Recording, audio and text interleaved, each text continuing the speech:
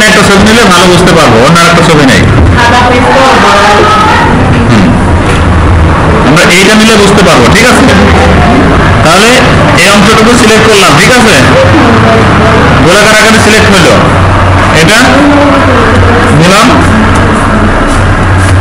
আসছে গোলাকার আকারে, তাহলে এভাবে আমরা গোলাকার আকারেও নিতে পারি। ঠিক আছে, তাহলে এটা নেওয়ার জন্য কি ইউজ করব, মানে ইলেকট্রিক্যাল মার্কিউ টুল। ঠিক আছে, এই দুইটা টুলেরই বেশি ব্যবহার হয়, এই মার্কিউ টুলে এই দুইটা টুলের ব্যবহার সব থেকে বেশি হয়।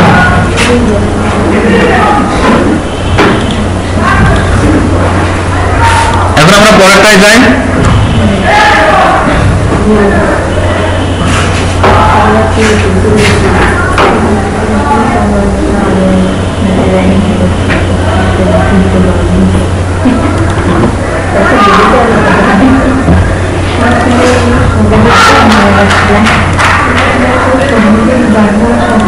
এরপরে হচ্ছে ল্যাসো টুল।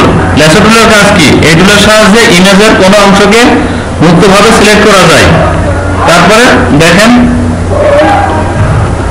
এই টুলটা যদি আমি সিলেক্ট করি,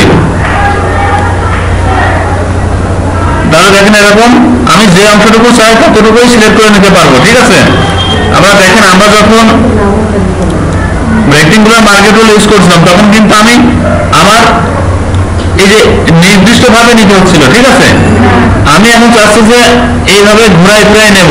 ঠিক আছে, সেটা তো আমার নিতে পারবো, এর জন্য আমি যদি ল্যাসো টুল নিই তাহলে আমি ওইভাবে সিলেক্ট করতে পারবো। দেখেন এইভাবে আমার যেখানে যা প্রয়োজন সেইভাবে আমি এইভাবে সিলেক্ট করে নিতে পারতেছি, এইভাবে আমি নিতে পারতেছি। ঠিক আছে, আমার কিন্তু এখন এই অংশটুকু সিলেক্ট হয়েছে। ঠিক আছে,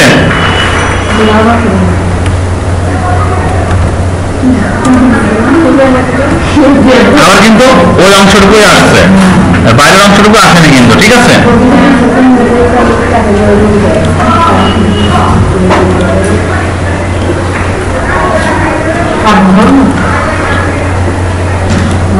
আরেকটা দেখেন,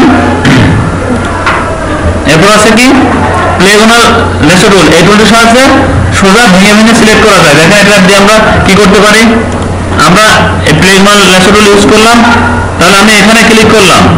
ঠিক আছে, তারপর আবার এখানে ক্লিক করলাম, আবার মানে একেবারে এখানে এটাকে আরো সুন্দরভাবে করতে পারি।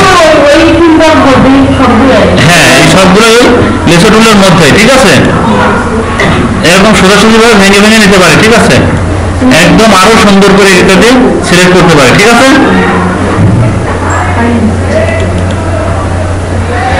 এইগুলো হচ্ছে এরকম সিলেকশনের কাজ।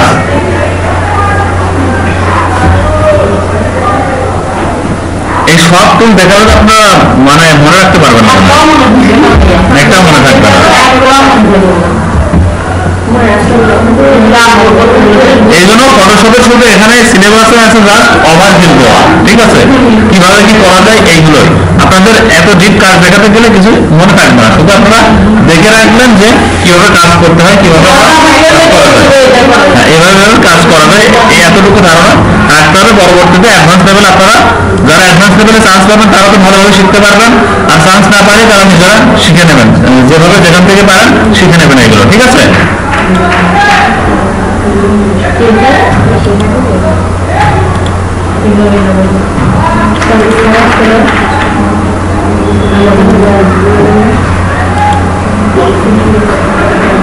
তাহলে আমরা ফটোশপের একটা বেসিক ধারণা পেলাম।